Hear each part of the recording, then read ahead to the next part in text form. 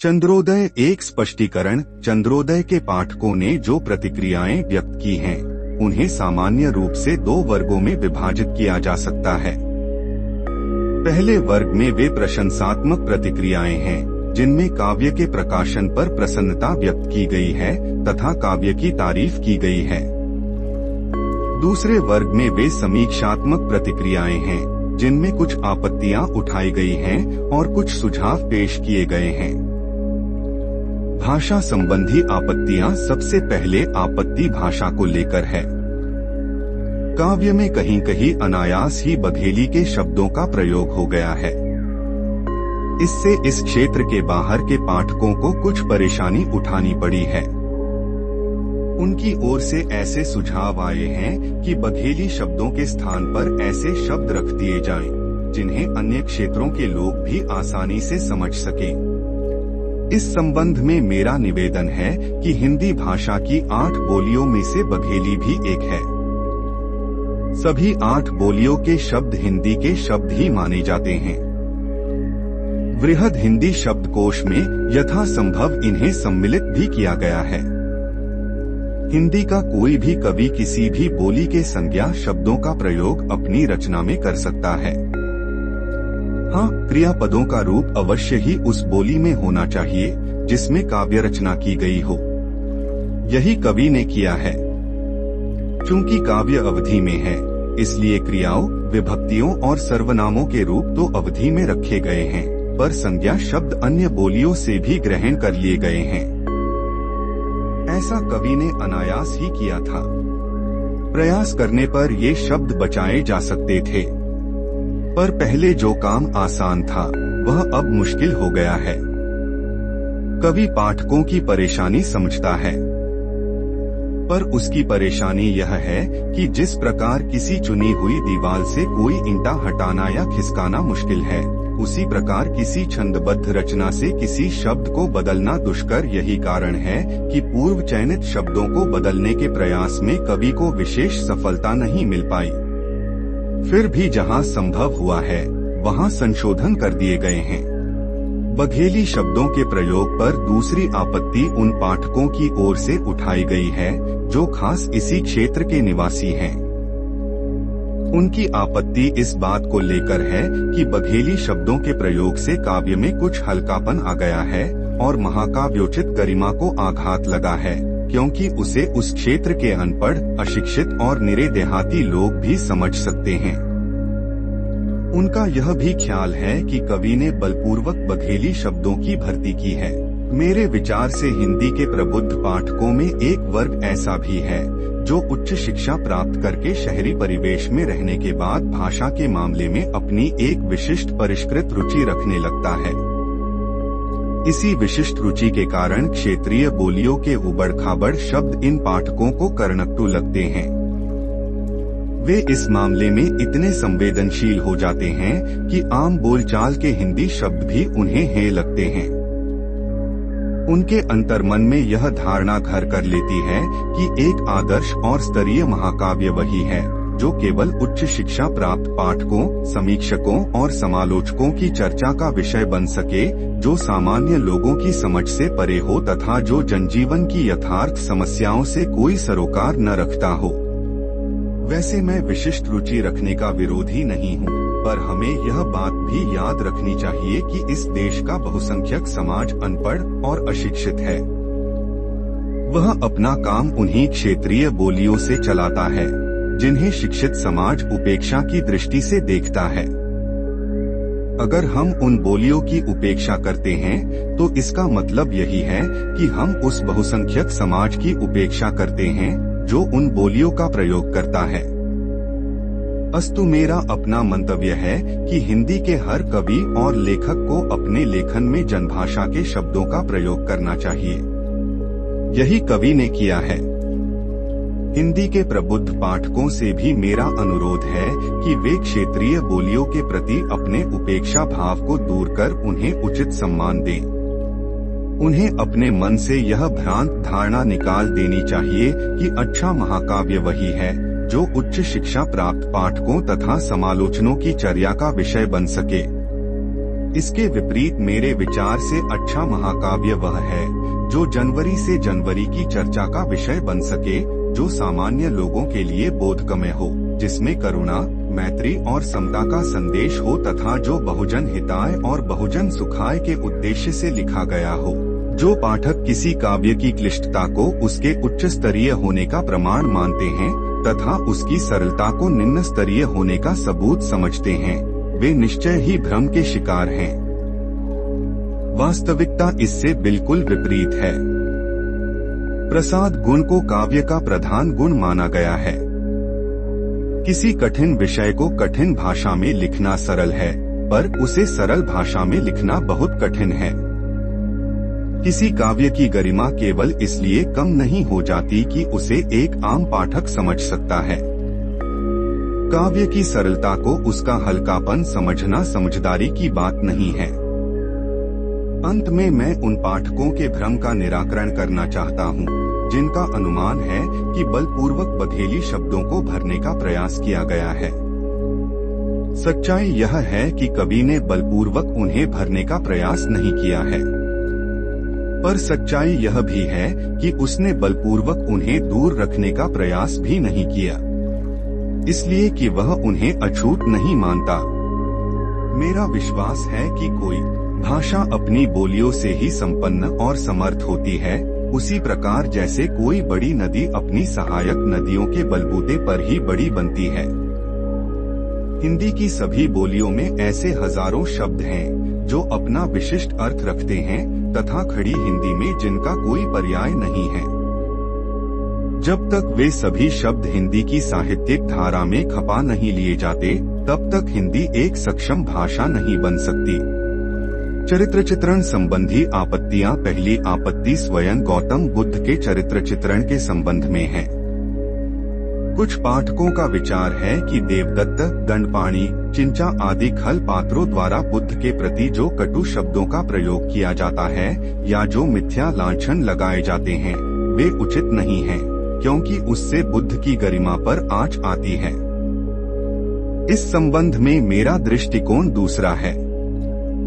मेरे विचार से बुद्ध की महानता इस बात में नहीं है कि कोई पात्र उनके विरुद्ध कोई दोषारोपण न करे अथवा उनके प्रति कठोर शब्द का प्रयोग ही न करे, बल्कि बुद्ध की सच्ची महानता इस बात में है कि बड़े बड़े मिथ्याभिमानी, मिथ्यारोपी एवं कटुवादी क्रोध से भभकते हुए उनके सामने आते हैं, उन पर कीचड़ उछालने का प्रयास करते हैं, उन पर दोषारोपण करते हैं, पर अंत में सबके सब उनकी शिष्टता, शालीनता, करुणा, मैत्री और प्रज्ञाबल से पराजित होकर पानी पानी हो जाते हैं और उनके उपासक बनकर उनका गुणगान करते हुए लौट जाते हैं।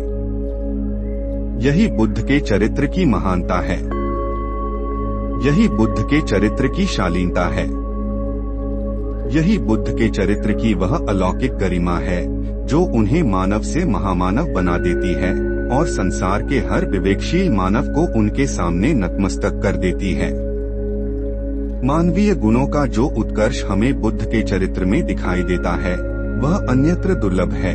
यह एक सच्चाई है कि बुद्ध के समय में भी बुद्ध के कटु आलोचक, निंदक और दोषारोपक थे, जिनका जिक्र बौद्ध ग्रंथों में यत्र तत्र सर्वत्र पाया जाता है। अगर कवि इस सच्चाई पर पर्दा डालकर काव्य के हर पात्र से बुद्ध की वंदना और प्रशंसा करवाकर ही बुद्ध की महानता को उजागर करता, तो यह एक मिथ्या प्रयास हो जाता। फिर यह एक महाकाव्य न होकर एक प्रशस्ति ग्रंथ बनकर रह जाता। आशा है पाठक मेरे दृष्टिकोण को समझ गए होंगे। दूसरी आपत्ति चांडाल कन्या प्रकृति के चरित्र चित्रण को लेकर उठाई गई है। कुछ पाठकों का ख्याल है कि प्रकृति के चरित्र को बहुत गिरा हुआ चित्रित किया गया है। उसे लज्जा, संकोच आदि स्त्रीयोचित गुणों से सर्वथा वंचित करके एक निर्लज्ज, निर्बंध, रूपासक्त तथा कामलोलुप नारी के रूप में प्रस्तुत किया गया है। इस संबंध में कोई स्पष्टीकरण देने के पूर्व मैं भारतीय नारी के संबंध में अपना दृष्टिकोण प्रस्तुत करना चाहता हूँ। मेरे विचार से भारतीय समाज में दो वर्ग की स्त्रियां पाई जाती हैं। पहले वर्ग में वे स्त्रियां आती हैं जिन्हें हम उच्च वर्गीय स्त्रियों के रूप में जानते हैं। इन्हें सदियों से अनावश्यक लज्जा, संकोच, सतीत्व, पतिव्रता, दहेज, पर्दा प्रथा आदि आडंबर पूर्ण आदर्शों के दमनकारी बंधनों में इतनी निर्ममता से जकड़ रखा गया है कि उनमें नारीत्व का विकास नहीं हो पाया है। वे पति को परमेश्वर और अपने आप को उसके पैरों की जूती मानती हैं। वे पुरुष के बिना अपने आप को सर्वथा असहाय, असमर्थ और अस्तित्वहीन समझती हैं। इस वर्ग की स्त्रियां सख्त पर्दे में रखी जाती हैं। वे इतनी भीरू, लज्जालू और असहाय बना दी जाती हैं कि किसी पुरुष के सामने मुंह खोलने का साहस नहीं कर पाती। वे पुरुष की हर जुल्म ज्यादती मुंह मूंद कर सहती रहती हैं और जब उनकी सहन शक्ति जवाब दे जाती है तो किसी कुएं में कूदकर या कपड़ों में आग लगाकर आत्मघात कर लेती हैं।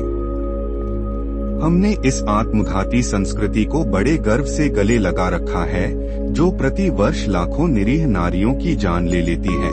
बाल विधवा हो जाने पर भी इस वर्ग की स्त्रियां दूसरी शादी नहीं कर सकती। पुरुष के जीते जी दूसरा विवाह करने की तो कल्पना भी नहीं की जा सकती। कहीं वे पति के मरने के बाद किसी अन्य पुरुष से शारीरिक संबंध कायम न कर लें, इस डर से उन्हें कठोर नियंत्रण में रखा जाता है। यही नहीं, इस समस्या से निपटने के लिए उत्पीड़क पुरुषों ने सती प्रथा नाम से एक बड़ी ही बर्बर प्रथा का आविष्कार कर लिया था। इस क्रूर प्रथा के अनुसार पति के मरने के बाद पत्नी को उसके साथ जिंदा जला दिया जाता था। गनीमत है कि अब यह निर्मम प्रथा कानूनन बंद कर दी गई है। इसके बावजूद भी इस वर्ग की स्त्रियां पुरुष की दरिंदगी का शिकार होकर नारकीय जीवन जी रही हैं और उनका नारीत्व तड़प तड़प कर दम तोड़ रहा है। दूसरे वर्ग में वे स्त्रियां आती हैं जिन्हें हम निम्न वर्गीय या श्रमिक वर्गीय स्त्रियों के रूप में जानते हैं। इन्हें सदियों से पुरुष की बराबरी का अधिकार मिला हुआ है। इस वर्ग की स्त्रियां अनावश्यक लज्जा, संकोच, सतीत्व, पतिव्रता, पर्दा प्रथा आदि पाखंडपूर्ण आदर्शों के दमनकारी बंधनों से सर्वथा मुक्त होती हैं। इसलिए उनमें नारीत्व का स्वाभाविक विकास होता है। वे अपने को पुरुष की जीवन संगिनी समझती हैं। उसके कंधे से कंधा मिलाकर घर बाहर के कामों में हाथ बंटाती हैं। उनके ऊपर कोई बंदिश नहीं होती कि वे आजीवन एक ही पुरुष के पल्ले से ऐसी बंधी रहें। अगर आपस में नहीं पटती तो वे किसी भी समय अपने लिए दूसरे जीवन साथी का चुनाव कर सकती हैं। विधवा होने के बाद तो उन्हें पुनर्विवाह करने की पूरी छूट होती ही है। चूंकि इस वर्ग की स्त्रियों में नारीत्व का पूर्ण विकास होता है, इसलिए वे किसी भी दृष्टि से अपने आप को पुरुष से है नहीं मानती। उनमें अनावश्यक भय या संकोच नहीं होता। वे स्वभाव से ही निर्बंध, निर्भीक और साहसी होती हैं। उनमें नारीत्व का ओज कूट कूट कर भरा होता है। वे पूरी निर्भीकता से हर पुरुष के सामने अपने मनोभावों को व्यक्त कर सकती हैं। अगर वे किसी पुरुष के प्रति प्रेमासक्त होती हैं, तो बिना किसी झिझक के अपना प्रेम भाव उसके सामने प्रकट कर सकती हैं। उससे प्रणय निवेदन कर सकती हैं। वे प्रथम वर्ग की स्त्रियों की तरह उसे चिलमन से देख देख कर ठंडी आहें भरती हुई मन मसोस कर तड़पती नहीं रहती, बल्कि उसके सामने आकर अपना प्रेम भाव प्रकट कर देती हैं। संक्षेप में भारतीय नारी के यही दो रूप हैं। अब सवाल यह है कि आप नारी के किस रूप को श्रेयस्कर मानते हैं। यदि कुलीन वर्गीय संस्कृति के हिमायती हैं, तो आप एक ऐसी नारी पसंद करेंगे जो पुरुषों द्वारा लगाई गई सभी जायज नाजायज पाबंदियों की पाबंद होकर अपने आप को उनकी बंदी बनाकर रखती है। पर यदि आप श्रमिक वर्गीय संस्कृति के पक्षधर हैं, तो आप एक ऐसी नारी को पसंद करेंगे जो पुरुष के समान ही निर्बंध और निर्भीक होकर एक सच्ची जीवन संगिनी की तरह जीवन यापन कर सके। निश्चय ही मैं नारी के दूसरे रूप का पक्षधर हूँ। मैं उसे शक्ति का जीवंत पुंज मानता हूँ, खोखले आदर्शों की मुर्दा गठरी नहीं। मेरा विश्वास है कि नारी का पूर्ण विकास तभी संभव है जब उसके ऊपर लगाई गई तमाम अनुचित पाबंदियां हटा ली जाएं और उसे एक आजाद इंसान के रूप में जीने दिया जाए। अब आपके सामने यह बात स्पष्ट हो गई होगी कि प्रकृति को कवि ने दूसरे वर्ग की प्रतिनिधि नारी के रूप में चित्रित किया है। जब वह भिक्षु आनंद के प्रति आसक्त हो जाती है तो बिना किसी लागलपेट के अपने मनोभाव व्यक्त कर देती है। यही नहीं, वह गौतम बुद्ध के सामने भी उतनी ही निर्भीकता से अपना हृदय खोलकर रख देती है। इसी को कुछ पाठक उसकी निर्लज्जता और कामुकता मान लेते हैं, पर मेरे विचार से यह उसकी स्वाभाविक निर्भीकता और प्रणय भावना ही है। यह बात भी ध्यानीय है कि प्रकृति कोई वयोवृद्ध भिक्षुनी या सन्यासिनी नहीं है, बल्कि चढ़ती उम्र की तरुणी है। अगर वह अपने प्रेम पात्र को अपने साथ कमरे में अकेले पाकर थोड़ी देर के लिए संयम खो देती है तो यह उसके नारीत्व का प्रणय प्रकर्ष ही माना जाएगा। इसमें अस्वाभाविक कुछ भी नहीं है। अस्वाभाविक तो तब होता जब वह अपना संयम बनाए रखती। उसका यह आवेश इसलिए क्षमय है क्योंकि अगले ही क्षण वह अपने भावावेश पर नियंत्रण पा लेती है और आनंद से क्षमायाचना करके उन्हें जाने के लिए स्वतंत्र कर देती है। अस्तु मेरे विचार से प्रकृति के चरित्र चित्रण में कवि ने किसी पक्षपात या पूर्वाग्रह से काम नहीं लिया है। अंत में मैं यह बात भी स्पष्ट कर देना जरूरी समझता हूँ कि प्रकृति की कहानी कवि को आधार ग्रंथों में जिस रूप में मिली है प्रायः उसी रूप में उसे रख दिया है। अतः यह समझना ठीक नहीं है कि उसके चरित्र को जानबूझकर अपकर्षित करने का प्रयास किया गया है। चरित्र चित्रण की प्रस्थापित प्रक्रिया यही है कि किस परिस्थिति में किस पात्र की स्वाभाविक प्रतिक्रिया क्या होनी चाहिए, इस पर भली भांति विचार करने के बाद ही उसकी प्रतिक्रिया का चित्रण किया जाता है। मेरे विचार से कवि ने यथासंभव इस प्रक्रिया का पालन किया है।